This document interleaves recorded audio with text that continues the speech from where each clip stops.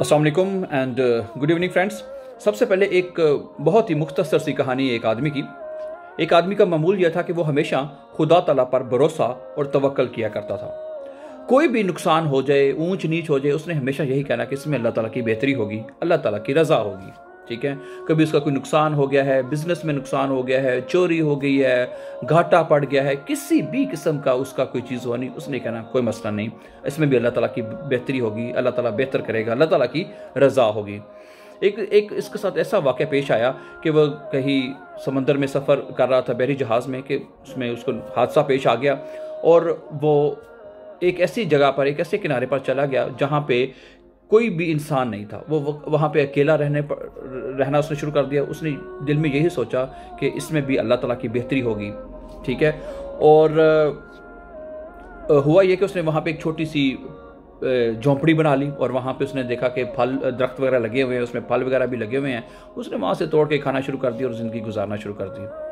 एक रात को ऐसा हुआ कि बिजली चमकती है और उसके घर पर, उसकी जो झोंपड़ी उसने बनाई होती है रहने के लिए, उसके ऊपर आके गिरती है और उसको जला देती है।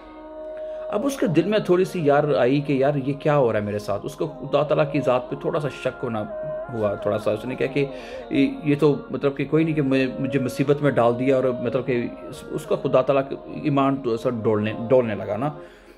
और थोड़ी देर बाद जब ये सोच ही रहा था कि कुछ लोग वहाँ के उसके पास आ गए, उसने कहा ये लोग कहाँ से आ गए? उसने कहा जी भाई, हम आपकी मदद के लिए आए हैं। आपने ये जो लकड़ियाँ, जो आग जला के हमें देखा कि दूर से एक आदमी है जो आपने आग जलाई, और इससे हमें पता चला कि किसी को वहाँ पे मदद की ज़रूरत है, हम आपकी मदद के लिए आए हैं और आपको बचाने के लिए आए हैं। उसने वहीं पर कर दे, अल्लाह माफ़ कर दे, अस्तगफिरुल्लाह। देखें अल्लाह ताला ज़िंदगी में देखिए अब वो अल्लाह ताला ने उसकी कैसे मदद की। हालांकि उसके नारे वो सारी उम्र वहाँ पड़ा रहता तो शायद उसकी कभी मदद ना हो पाती, लेकिन जब वो आसमानी बिजली गिरी, उसका घर जला और लोगों को पता चला कि वहाँ पे कोई मदद के लिए पुकार रहा है, तो लोग उसकी मदद के लिए आए और वो अपनी ज़िंदगी में वापस चला गया। ठीक है, तो कभी भी दोस्तों आप हर चीज़ में शक कर लें, हर चीज़ में कर लें कि यार ऐसा हो जाएगा, लेकिन उसका भी खुदा ताला की ज़ात पे शक ना करें। वो हमेशा आपके साथ है, हमेशा आपके साथ रहेगी, हमेशा आपकी मदद करेगी। ठीक है, बाज़ दफ़ा मुश्किलात आती हैं, परेशानियाँ आती हैं, it's a parts of life, ज़िंदगी में ये हिस्सा है। ये बाज़ दफ़ा ऐसी चीज़ें होती हैं वो जो हमें खुदा ताला के करीब लाने के वजह बनती हैं। ठीक है, तो हमेशा कभी भी उसकी रज़ा में हमेशा राज़ी रहें, उसकी खुशी में खुश रहें। ठीक है, जो अल्लाह ताला ने दिया है हमेशा उसका शुक्र अदा करें।